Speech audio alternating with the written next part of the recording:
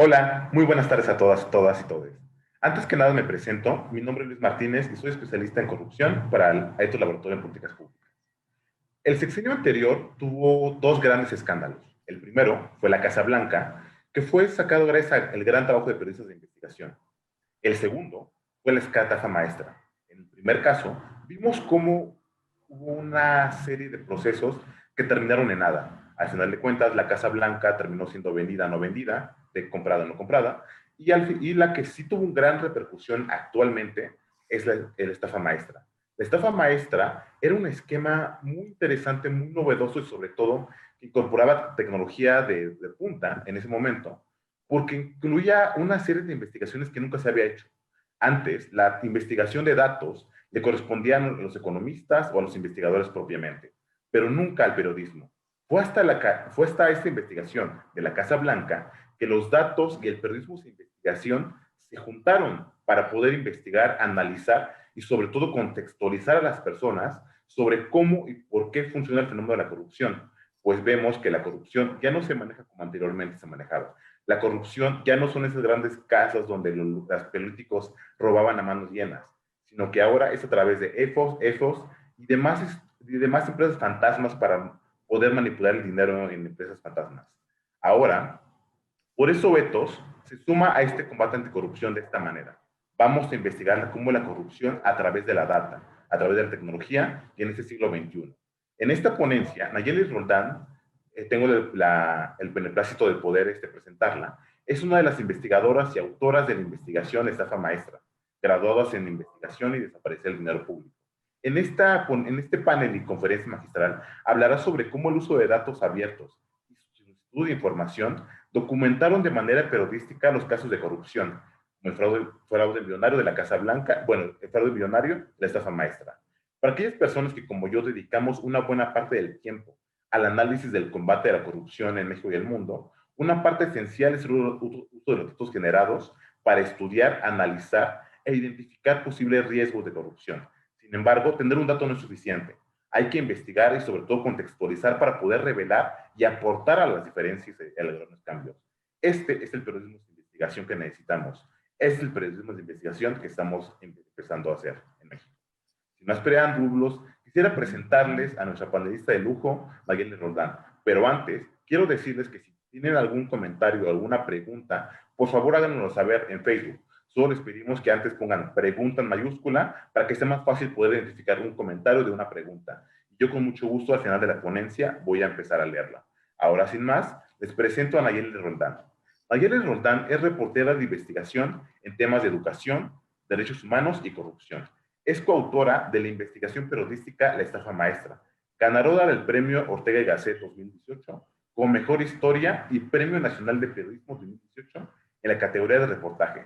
Fue finalista en el Premio García Márquez 2018 y mención honorífica en el Premio de Excelencia Periodística 2017 por la cobertura de los enfrentamientos en Nochixtlán, en Oaxaca. Es coautora del libro La Estafa Maestra, Graduados en Desaparecer Dinero Público y La Travesía de las Tortugas. Ha trabajado en Milenio Diario, Milenio Televisión y Efecto TV. Y es docente en diplomados de periodismo del CIDE, la UNAM, la UAM, la Autónoma de Nuevo León y la Fundación Elena Poniatowska. Muchas gracias a nuestra panelista y es importante, como último, mencionar que todas las opiniones que se hagan en este webinar son a título personal. Y les recuerdo que hemos estipulado un tiempo de 40 minutos para la exposición de Nayeli, con el objetivo de dejar un espacio de 10 minutos al final para preguntas. Ahora, sin más, les presento a Nayeli. Muchísimas gracias, Luis. Muchísimas gracias por la invitación a Ethos, a USAID. Créanme que es un honor poder participar en este Encuentro Nacional Anticorrupción y sobre todo para hablar de un tema muy importante que sin duda es una herramienta indispensable para este combate a la corrupción, que es el periodismo. Como bien mencionaste, Luis, el periodismo no solamente basta de un dato, creo que en el último sexenio, sobre todo, porque siempre se ha hecho periodismo de investigación, pero en el último sexenio las investigaciones estuvieron efectivamente muy sustentadas en evidencia, en datos estadísticos, en sistematización de información, lo cual pues significa poder documentar absolutamente todo lo que estamos investigando y que eso, contundencia, cuestiones completamente revisadas, documentadas, y justo me parece el sexenio pasado fue una gran muestra del periodismo que se está haciendo con ese enfoque en este país. Efectivamente, la estafa maestra, que fue una investigación tanto de Animal Político como de Mexicanos contra la Corrupción, trató justamente de poder dar un paso en el sentido de no solamente evidenciar un caso de corrupción, sino más bien demostramos un sistema de corrupción que hasta ese momento incluía al presidente, bueno, al presidente de la República de alguna manera, el presidente Enrique Peña Nieto, toda vez que se trataba del gabinete, ¿no? Del primer círculo del gabinete de 11 secretarías de Estado, sobre todo para la gente que tal vez no tenga como tan fresco qué significa o qué es la estafa maestra, a grandes rasgos y en una suerte de resumen de un párrafo, significa que se trató de un sistema en el que 11 dependencias de gobierno, lo mismo Cedesol, que el INEA, que Pemex, que la Zagarpa o que la SEP, hicieron convenios de colaboración con 8 universidades públicas para hacer supuestos servicios. Sin embargo, las universidades públicas subcontrataron a empresas privadas, que la investigación periodística lo que reveló es que se trataban de empresas irregulares o empresas fantasma. ¿Esto qué significó? Que en algunos casos estos supuestos servicios no se cumplieran y que ese dinero que llegó hasta estas empresas simplemente se perdiera, porque se trata de empresas fantasma. El dinero solamente se trianguló y desapareció. Por eso justo el título de la investigación es Graduados en desaparecer el dinero público, porque básicamente se trató de eso. ¿Qué hicimos? Pues documentar todo ese esquema y comprobar peso por peso que fue desaparecido. Pero bueno, si me ayudan, la presentación inicia con un pequeño video sobre la estafa, que es un pequeño tráiler muy chiquitito. Si lo pudiéramos ver para que todos tengamos un poco de acercamiento al tema a través de este pequeño video.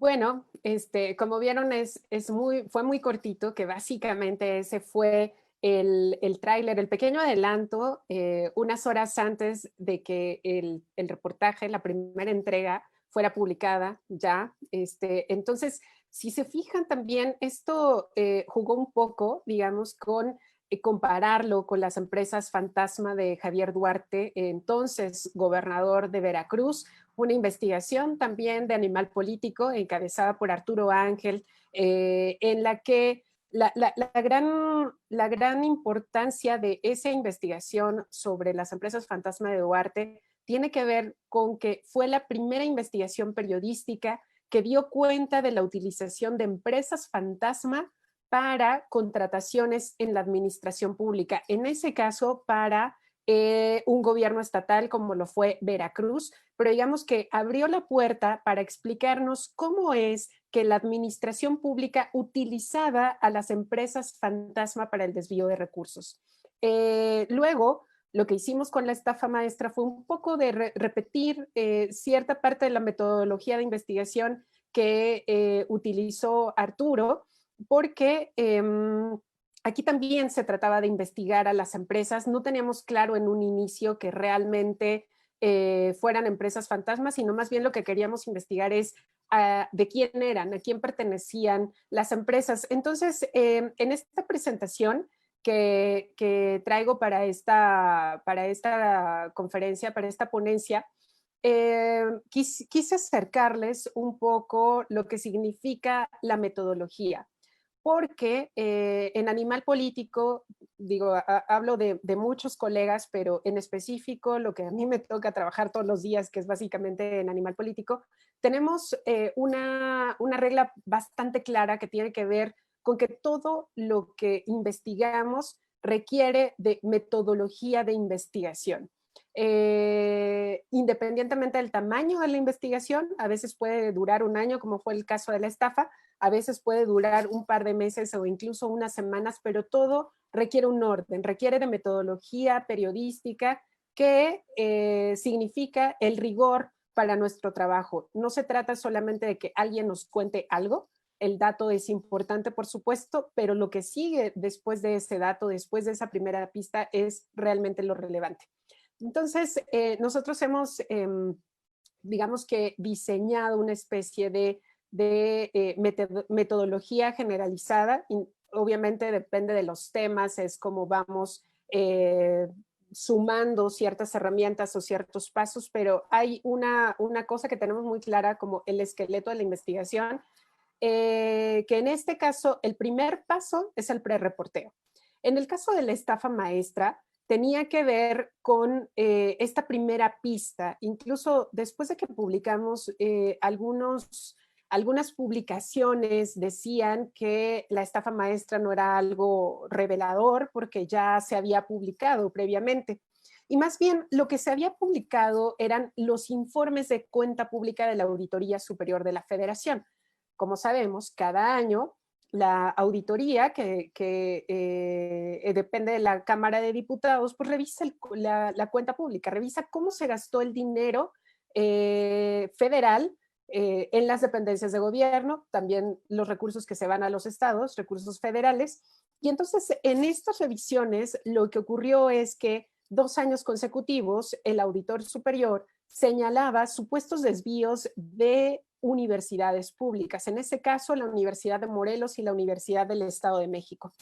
Y el tema comenzó solamente porque en una junta editorial a Daniel Moreno, el director de Animal Político, nos dijo, pues está raro que la auditoría ya haya mencionado por segundo año consecutivo este esquema que probablemente pueda ser irregular.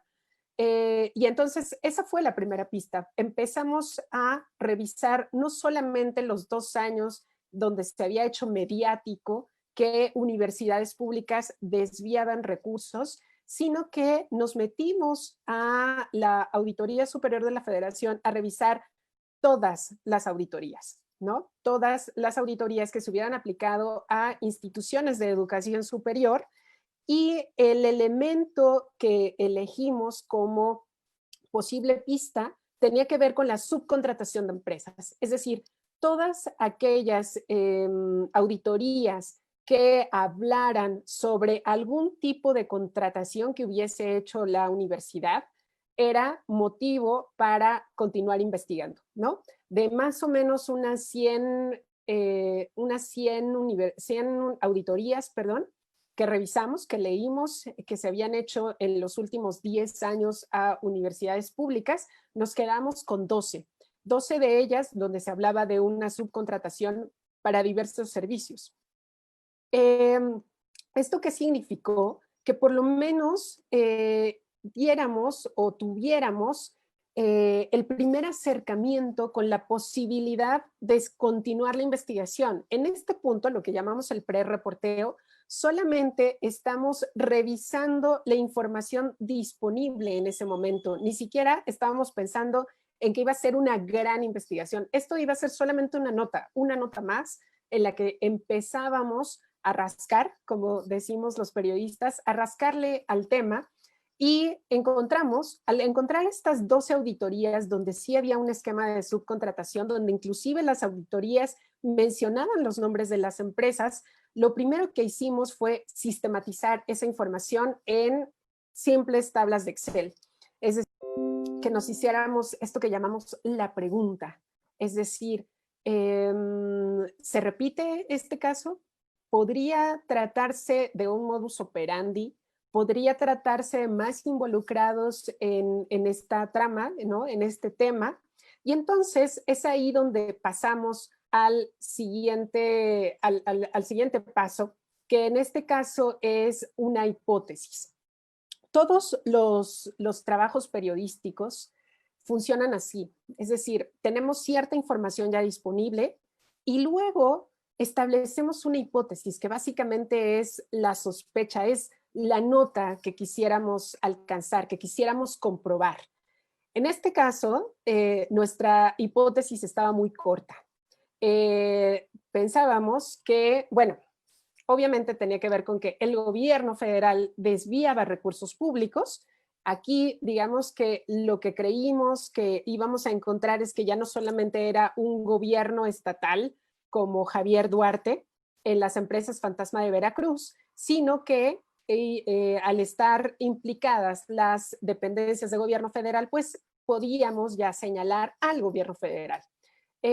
Sin embargo, nuestras hipótesis secundarias, las más pequeñitas, digamos, la manera en que íbamos a comprobar la gran hipótesis, tenía que ver con que los funcionarios públicos eran dueños de las empresas. Eso creímos en un principio. O sea, de verdad también a nosotros nos sorprendió que finalmente las empresas terminaron siendo fantasma, porque en realidad lo que creímos es que probablemente se trataba de empresas que estuviesen relacionadas de alguna manera con funcionarios públicos de alto rango, pero nos imaginábamos, por ejemplo, que fueran, no sé, los primos, yernos, compadres de funcionarios públicos de alto nivel que tenían empresas y que entonces la dependencia de gobierno pues beneficiaba a esas empresas, ¿no? Creímos que en realidad solamente se trataba tal vez de tráfico de influencias. Pensamos que probablemente se podía repetir el esquema de Javier Duarte en el sentido de si había empresas irregulares en algún punto de la trama, que probablemente nuevamente las personas pobres hubiesen sido engañadas firmando, constituyendo empresas que pues que terminaban siendo fantasma. ¿Esto por qué lo creímos? Porque estaba Cedesol en ese momento, ¿no? Y Cedesol obviamente maneja los programas sociales, los más importantes de este país, y entonces, bueno, creímos que probablemente por ahí podía ser una beta. Obviamente también estaba desde un principio este punto que era gravísimo, que era las universidades que se estaban prestando a este esquema de desvío, ¿no? Por lo menos en ese momento era solo desvío y ni siquiera era como tal un fraude. Y esto era no solamente asombroso, sino hasta indignante, porque si bien vivimos en un país donde la corrupción efectivamente ha permeado diferentes niveles, diferentes instituciones, si hay algo respetable en este país, son las instituciones de educación y las universidades públicas más. O sea, es ahí donde se desarrolla la investigación, es ahí donde se forman a los profesionales de este país. Es ahí donde incluso los medios de comunicación vamos a consultar a los rectores, ¿no? Que siempre son como una especie de opinión validada socialmente y por eso importa siempre las apreciaciones de los rectores de las universidades públicas, y lo que estábamos encontrando desde un principio es que más bien las universidades estaban siendo parte de esta irregularidad. Después de plantearse las hipótesis, viene un paso interesante, que es básicamente establecer la estrategia de investigación periodística. ¿Esto qué significa? Es, si uno ya tiene una sospecha o una nota que alcanzar, lo que sigue es determinar cómo lo vamos a hacer, cómo vamos a comprobar esa hipótesis que ya nos planteamos. Y en este caso, eso se responde con esta pregunta que en el caso de la estafa fue ¿cuál es la prioridad de la investigación? ¿Cuál es el foco de la investigación? Si nosotros ya teníamos ciertos elementos que había avanzado la Auditoría Superior de la Federación, ¿cuáles eran? Uno, se habían identificado a las dependencias de gobierno que habían hecho estos convenios, se había identificado a las universidades públicas con las que habían hecho los convenios. La Auditoría Superior de la Federación había enlistado los nombres de las empresas que habían sido utilizadas. ¿Qué faltaba? El paso final del dinero, que eran las empresas.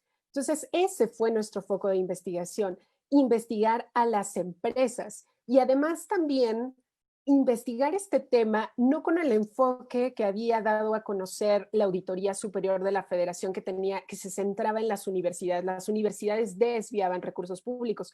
No, nosotros teníamos muy claro que no eran las universidades, porque las universidades quedaban en un punto intermedio, eran la bisagra. Más bien, lo importante eran las dependencias de gobierno, dónde salían los recursos públicos. Ellos eran los dueños de esos recursos y por lo tanto eran los que decidían a dónde se dirigían esos recursos públicos. Las universidades eran la bisagra, era solamente el camino para llegar a un punto final que eran las empresas.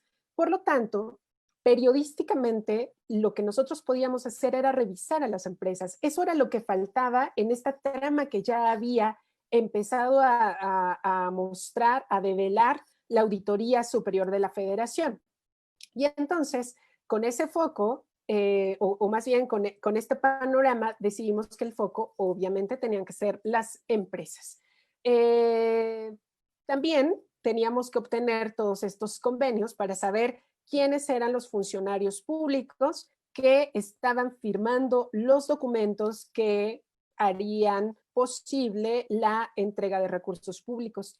Y también un punto muy importante, que este también es ineludible en todas las investigaciones periodísticas, es entrevistas con fuentes. Poder establecer cómo tiene que ser un mecanismo o un procedimiento legalmente y cómo está haciendo, porque justo los huecos que encontremos entre cómo se está operando en la realidad, es muy probable que esa sea la irregularidad. Un ejemplo es cómo se da un contrato en la administración pública. Entonces, acudimos con gente que se ha dedicado a hacer contratación en gobierno y nos explicaban los pasos. También había que leer, obviamente, la ley de adquisiciones. Luego también investigar cómo se tenía que constituir una empresa en este país. ¿Cuáles eran los pasos a seguir de alguien si alguien quería establecer una empresa? Y justamente eso nos sirvió para poder diseñar la estrategia de la investigación de las empresas. Primero acudimos a la Secretaría de Economía a una entrevista casi que informal, solamente con la intención de decir, explíquenos en una suerte de ABC, qué es lo que tiene que hacer una empresa para poder operar en este país. ¿Esto por qué? Porque obviamente si nosotros queremos investigar a una empresa que es un particular, pues no se puede por solicitudes de información. ¿Qué sí encontramos por solicitudes? Pues los convenios que firmaron las dependencias de gobierno, los contratos que pudieron haber hecho las universidades. ¿Por qué? Porque son sujetos obligados, porque reciben recursos públicos y por lo tanto tienen la obligación de dar cuenta de ello. Solo de esas solicitudes de información sumamos 500 a todas las universidades públicas, a todas las dependencias involucradas, porque no solamente pedíamos los convenios, sino que también pedíamos la comprobación de esos supuestos servicios que se daban, como cuáles. Por ejemplo, Cedesol contrató a universidades para repartir 500,000 de despensas en los municipios más pobres de este país. Uno se pregunta, ¿qué tendría que hacer la Universidad de Morelos comprando y repartiendo despensas en todo el país? Cuesta mucho trabajo pensar que una universidad iba a ser pues una empresa de logística y de distribución, de compra, de despensas, ¿no? Luego también se contrataba, por ejemplo, al Instituto Superior de Comalcalco para hacer revisiones en plataformas de Pemex en el sureste. Tú dices, suena bastante raro que se contrate a las universidades para hacer este tipo de servicios. Y por lo tanto, por eso era importante saber cuál era la justificación, cuál era la comprobación de que eso que se había convenido realmente se había hecho. Y entonces eso sí lo hicimos por solicitudes de información. Sin embargo, para las empresas es distinto. Como no son sujetos obligados, pues no podemos ir, tocarles la puerta y decirles, oigan, necesito que me cuenten sobre el contrato que hicieron con tal universidad. Eso es imposible. Pero ¿qué sí podemos hacer? Seguir las huellas de las empresas en la administración pública. Ahí sí. Y entonces, para eso, y fue parte de la metodología que aplicó Arturo Ángel para las empresas fantasma, era revisar en dónde podían haber información de las empresas. Porque lo que queríamos era poder llegar a ellos, poder llegar a estos empresarios. En una primera revisión, en una simple búsqueda por Google, pues no había mucha información respecto a estas empresas. Sonaba muy raro que fueran empresas que hubiesen recibido 10 millones de pesos, 1 millón de pesos, 130 millones de pesos, 200 millones de pesos y que no tuvieran ni siquiera una página de internet. Pero eso no bastaba con que dijéramos, híjole, pues no tienen página, porque eso en realidad no es un delito, ¿no? No es una irregularidad, es sospechoso, hasta ese momento solamente era sospechoso. Pero ¿cómo le hacíamos para comprobar que algo realmente no existía? Teníamos la sospecha de que no existía si ni siquiera tenía una página de internet. Pero ¿cómo comprobar que algo no existe, ¿no? Y entonces establecimos esta otra estrategia que fue 9 fuentes de información pública para poder encontrar a las empresas. Acudimos al Registro Público de Comercio, donde obviamente se puede ver quiénes son los dueños de esas empresas, quiénes son los accionistas, incluso con sus direcciones. El Sistema de Información Empresarial Mexicano, el SIEM, que es una especie de directorio donde se afilian todas aquellas empresas que pertenecen a alguna cámara de comercio. Compranet o Contratobook. Compranet es el sistema público donde se registran todas las contrataciones que hace la Administración Pública Federal. Y esto sobre todo era un paso importante porque tenía que ver con comprobar si estas empresas que habían recibido los contratos por parte de las universidades habían tenido experiencia previa, porque eso podría explicar que las universidades escogieran a esas empresas y no a otras. Probablemente las conocían, probablemente les habían hecho algunos otros contratos y entonces por eso esa fuente es siempre muy relevante para este tipo de investigaciones. El Registro Único de Proveedores y Contratistas, que es básicamente el listado también donde se pueden encontrar a aquellas empresas que cumplen con sus obligaciones legales y que están en esa especie de directorio donde la administración pública puede ir y revisar y evaluar a quién pueden contratar.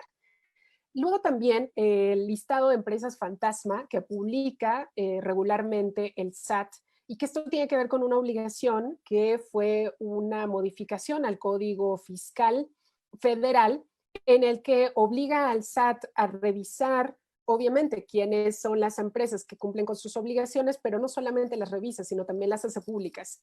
Hace públicas a aquellas que simulan operaciones. ¿Esto qué significa? Que una empresa, si dice ser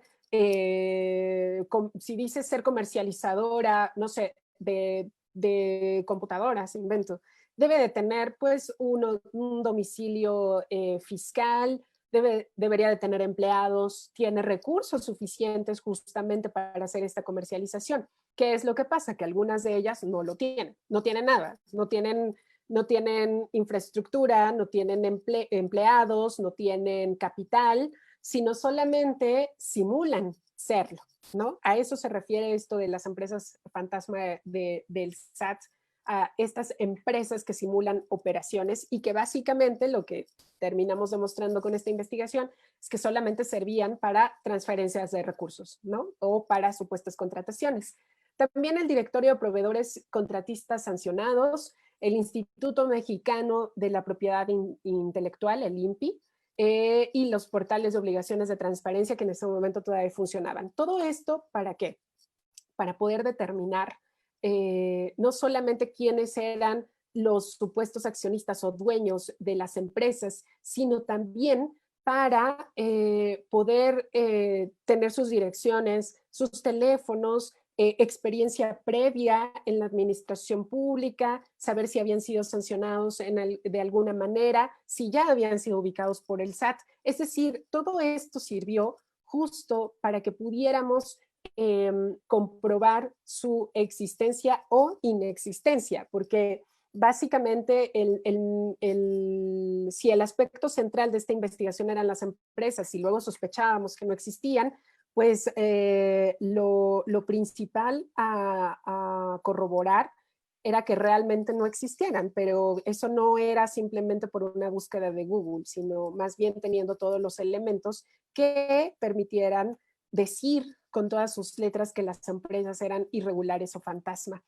Siempre cuento que Daniel Moreno, el director de Animal Político, solamente tenía una frase permanente durante toda la investigación y que es: ninguna empresa al otro día de publicar puede salir y levantar la mano y decir yo sí existo y ustedes no me buscaron bien. Entonces, básicamente con esa presión sobre los hombros es que nosotros tratábamos de agotar cualquier posibilidad para demostrar que esa empresa en todas las fuentes donde la buscábamos, pues no estaba y que tenía la obligación de estar justamente para para ganar algún tipo de contratación. Y luego, el siguiente reto de esta investigación tuvo que ver con cómo ordenar toda esa información y no morir en el intento. Aquí verán una foto de Yosune, que era la diseñadora de información de Animal Político, y que teníamos ahí en ese entonces ese pizarroncito tratando de entender cómo podíamos concentrar toda la información que estábamos investigando en un solo lugar, es decir, en una tabla de Excel. Porque estamos hablando, imagínense, de 9 dependencias de gobierno, 11 dependencias de gobierno, con todo lo que ello implica. ¿Quiénes son los titulares? Los funcionarios que habían firmado esos convenios, las fechas de los convenios, los servicios que tenían que haber cumplido, los montos, la comprobación de los servicios. Luego, 8 universidades públicas, lo mismo. ¿Quiénes habían firmado los convenios? ¿Quiénes eran los rectores? ¿En qué momento los firmaron? Y luego estábamos investigando a 186 empresas. ¿Se imaginan lo que significaba poder concentrar la información o la búsqueda de estas 9 fuentes de información de cada una de las 186 empresas? Por supuesto que el gran reto, la gran complicación de una investigación de este tamaño tenía que ver justamente con ordenar la información. También aquí pueden ver que me gusta poner estas fotos de los post-its y los rayones que hacíamos, nuestras notas, digamos, porque era un poco tratar de entender cómo funcionaba la distribución de recursos, cómo funcionaban los convenios. Luego hicimos otro intento, aquí también les muestro era de los primeros intentos, Excel, en donde tratábamos ya de ordenar a las empresas en la columna A, que obviamente ese era el foco de nuestra investigación, y luego el resto de los elementos que les mencioné hace unos minutos, ¿no? Las universidades con las que hicieron convenios, las dependencias con las que esos convenios se habían hecho, el monto, y sin embargo todavía esto no era suficiente para poder ordenar la investigación. Luego con Yosune, la diseñadora de información, lo que hicimos fue tapizamos la redacción de Animal Político en ese momento y así en papelitos pegados en la pared empezamos a establecer las categorías de cada una de las cosas que estábamos investigando. Y si le puedes pasar a la presentación, este Excel, traté como de mostrarles la base de datos de ya cómo quedó el Excel. Y lo que tenemos es que en esta primera fila, digamos, se volvió la plantilla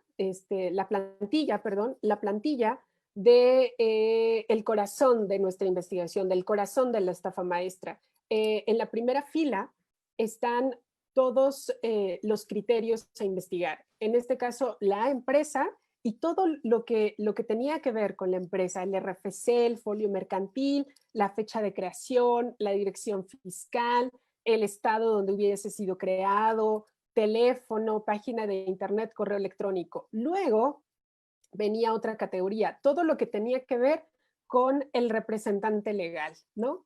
Nombre completo, RFC, dirección. También creímos que habían sido funcionarios públicos, también creamos una categoría que decía nombre de la dependencia donde había trabajado, ¿no? Luego, todo eso mismo con los accionistas, luego todo eso mismo con el administrador, todo eso mismo con el comisario, todo eso con lo que tuviera que ver con la empresa. Luego la siguiente categoría, esta que se ve en la línea roja, en la fila roja, tenía que ver con el contrato, todas esas variables que intervenían en el contrato, quién firmó, qué cargo tenía, el número de contrato que hubiese sido, la fecha en la que se realizó el monto del contrato, y luego por último, en la fila azul, todo lo que tenía que ver con el convenio, ¿no? Lo mismo, porque obviamente, perdón, creo que ahí no fui tan clara, que es la dependencia de gobierno hace un convenio con la universidad pública y luego la universidad pública hace un contrato con las empresas. Y por lo tanto son figuras distintas. Uno es el convenio, que es el primer paso, y otro es el contrato, que es el último paso, digamos, para la distribución de recursos. Y luego había una última categoría que tenía que ver con las transferencias. En algunos casos las empresas ni siquiera se preocuparon por hacer contratos, ¿no? Sino que solamente hicieron transferencias en cuentas bancarias, nada más, transferencias de dinero, y obviamente en cada uno de los pasos de la transferencia pues se iban quedando como con un moche desde la universidad. La universidad se quedaba con un porcentaje del dinero, luego contrataba a una primera empresa o a 5, a las que fueran. A su vez, esas empresas luego supuestamente contrataban a más y así se iba dispersando el dinero. Esto, de hecho, los especialistas, los fiscalistas lo conocen como lavado de dinero. Es lavado de dinero en realidad. La cuestión es que aquí vino de origen de la Administración Pública Federal. Y luego, el siguiente paso, una vez que ya pudimos tener toda esa información concentrada en un Excel, pues ahora sí, el último paso era ir a comprobar en tierra dónde estaban esas empresas y dónde estaban esos accionistas. Obviamente encontramos accionistas que vivían aquí, bueno, el primer paso fue hacer un mapita en Google Earth con las direcciones de los accionistas y de las empresas, y luego nos aparecían cosas como esta, ¿no? Esta empresa que en realidad era una casa habitación, pero pues que sonaba muy raro que eso fuera una empresa, y luego había otros lugares que eran realmente pues barrios muy marginales y donde supuestamente estaban los dueños de estas empresas que se habían llevado contratos millonarios.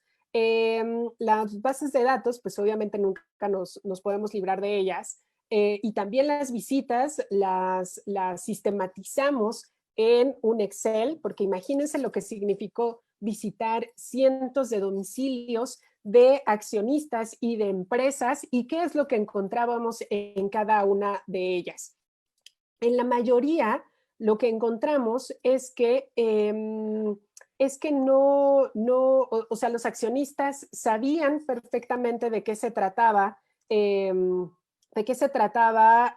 su firma. O sea, en algunos casos, despachos de abogados o de contadores ya sabían que habían como ciertas colonias, eso nos pasó sobre todo en Tabasco, donde podían ir y contratar a gente, bueno, no contratarla, sino más bien pagarles algo a cambio de sus documentos oficiales, como copias de su credencial de elector, de comprobante de domicilio, y con eso podían constituir empresas o que firmaran documentos y con eso constituían empresas, les daban dinero y las personas lo sabían, pero bueno, también siempre hemos dicho que si bien sabían de lo que se trataba, es el eslabón más débil en esta trama de corrupción, porque obviamente nadie de los entrevistados se llevó algo de los 200 millones de pesos de un contrato, por ejemplo, ¿no? Obviamente eso fue un gran elemento, el ya ir con las personas a tierra a comprobar pues, que realmente habían sido utilizados, ¿no?, en esta trama, y sin embargo todavía no era nota. O sea, ya habíamos trabajado 7 meses en el tema, obviamente había muchísimas irregularidades, obviamente habíamos encontrado muchísimas cosas, pero todavía no llegábamos al punto final, al corazón tal cual de la estafa, al encabezado de la nota. ¿Esto por qué? Porque había que categorizar las irregularidades, o sea, teníamos muchísima información de 186 empresas, pero ¿cómo determinar cuál era ilegal y cuál no, si teníamos muchos elementos? Entonces, estas también fueron, creo que de las decisiones metodológicas determinantes para poder llegar a buen puerto en esta investigación, que básicamente era categorizar las irregularidades. Aquí también les pongo el ejemplo de lo que fue otro filtrado de información. Si bien lo que les enseñé en un principio de Excel tenía que ver con cómo incluimos toda la información de investigación en Excel, aquí tenía que ver con el paso siguiente, que era cómo categorizamos cada una de las empresas investigadas, y entonces se nos ocurrió crear este sistema binario que era determinar qué de todas estas categorías que ya habíamos peloteado también con expertos de fiscalistas, de gente que también se dedica a la contratación, a la administración pública, ¿cuáles eran realmente esas irregularidades? Y aquí podemos ver algunos ejemplos. Que fuera fantasma definitiva del SAT, que no hubiese sido localizada por la Auditoría Superior de la Federación y mencionado así en las auditorías, que no tuviera antecedentes registrales en economía, o sea, que no hubiera ido con la Secretaría de Economía a determinar si podía constituirse en este país, o sea, el requisito 1, que no hubiese existido a la hora de ir al domicilio a reportear. Entonces, con este sistema binario, lo que conseguimos es determinar el número de irregularidades que tenían las empresas. Pero aún así, también todavía esto no era nota, porque estamos hablando que una misma empresa podía tener más de una irregularidad. Y entonces, el siguiente decisión metodológica tuvo que ver con esto, que es otro Excel. Si ustedes se fijan, si ya lo podemos ver en pantalla, es un listado también de las irregularidades, pero ahora sí ya ordenadas, digamos, de irregularidad mayor a irregularidad menor. ¿Cuál es la mayor? Pues que ya hubiese sido ubicada por el SAT como empresa fantasma. Y entonces, aunque estas empresas hubiesen tenido otras 5 irregularidades o 3 o 2, lo que importaba es que si el SAT ya las había ubicado como empresa fantasma, pues ya no había más, se quedaba en esa categoría. Luego, si estuviera como presunta fantasma, pues se quedaba en esa categoría, y así sucesivamente. Fue ir ordenando cada una de las empresas en una categoría en específico, y solamente así llegamos a esto, que ya es el último Excel. Ahora sí, es un pequeño cuadrito de unas cuantas líneas, que esto sí ya era la investigación, esto sí ya era la cabeza de la nota, esto ya era la estafa maestra, que fue poder determinar que cada peso se fue a cada una de estas empresas con esta irregularidad en específico, ¿no? Había 67 empresas consideradas fantasma, con las que se desvió 2.291 millones de pesos. 9 presunta fantasma, 27 empresas sin antecedentes registrales. Bueno, había 17 que ni siquiera habían puesto una dirección en los documentos, 2, que la Auditoría Superior no localizaba, 7, que no existía cuando la fuimos a buscar, 8, que sí existió, pero que fue desmantelada cuando la fuimos a buscar, y 7, cuya razón social de la empresa no coincidía con los supuestos servicios por los que fue contratada. Y entonces, ahora sí, solo hasta que llegamos a este último filtrado de toda la información, es que teníamos nota. O sea, muy al final de todo. En algunos casos puede ser que nos quedemos a la mitad del camino, que sospechábamos algo y que simplemente no se cumplió. Pero en este caso, lo que cumplimos o lo que demostramos es que nuestra hipótesis se había quedado corta, que no era solamente el gobierno federal desviaba recursos y las empresas son de funcionarios públicos, sino que más bien habíamos encontrado un sistema de corrupción, interviniendo desde funcionarios públicos hasta quienes se prestaban o los despachos que hacían estas empresas fantasma. Y bueno, pues eso es básicamente a grandes rasgos, a muy grandes rasgos, lo que significó una investigación como la estafa maestra. Luis. Muchas gracias, Nayeli. Realmente creo que es impresionante esta investigación, sobre todo porque incluye desde el más alto nivel hasta lo más bajo. Incluye desde funcionarios públicos de primer nivel, como actualmente que está procesada Rocío Robles, hasta pequeños ciudadanos como tú y como yo, que fueron afectados por esta manera. Pero ahora, gracias a todos tus comentarios de Facebook, vamos a empezar a las preguntas. La primera pregunta es muy importante, que es, ¿tú cómo lo ves y cómo crees que deberíamos fortalecer el periodismo de datos o el periodismo de investigación? Yo creo que obviamente eso es un gran reto para el gremio, ¿no?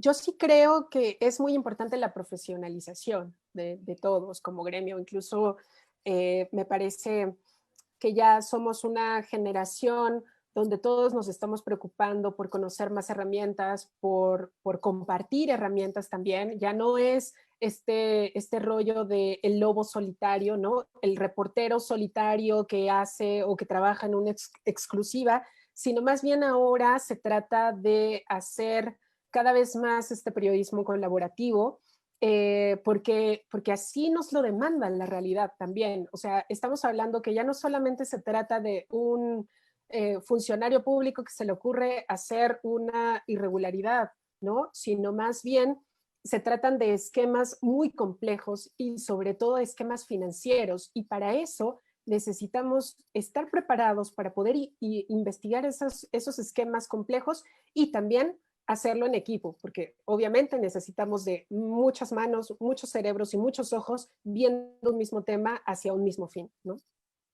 La segunda pregunta está muy relacionada con la primera, y es, ¿para el periodismo de datos es importante la información que generan los ciudadanos de manera masiva o importa más la información pública? Creo que todo es importante, obviamente depende mucho del tema en sí mismo que estemos abordando. La información pública es indispensable y creo que yo soy una convencida de que tenemos que pelear y ejercer el derecho al acceso a la información. Y por lo tanto, siempre tenemos que estar vigilantes de cómo actúa cada gobierno con respecto a la aplicación de este derecho. Y por el otro lado también, obviamente, siempre va a ser muy importante la información que puedan generar los ciudadanos, que tengan a la mano, que quieran compartir, que podamos tener acceso, pero creo que no son excluyentes, digamos, ¿no? Básicamente que todo sirve a la hora de investigar. Creo que sería todo para terminar este panel. Te agradezco de nuevo por todo tu tiempo, Nayeli. Es una investigación increíble y creo que todos los que alguna vez lo leímos debemos ahora volver a releerlo bajo tu óptica, porque ahora sabemos todo el esfuerzo que implicó, no solo para ti, sino para todo el equipo de Mal Político. Y me despido y le agradezco tanto a ti como a nuestro público, que hicieron grandes preguntas, todos sus comentarios, los estamos leyendo, y los invito a seguir participando en nuestro Encuentro Nacional de Corrupción. Y el siguiente panel va a ser la presentación de una serie antológica de 20 OSCs que se llama Combatiendo la Corrupción desde el Local. Adiós. Que tengan mucha tarde.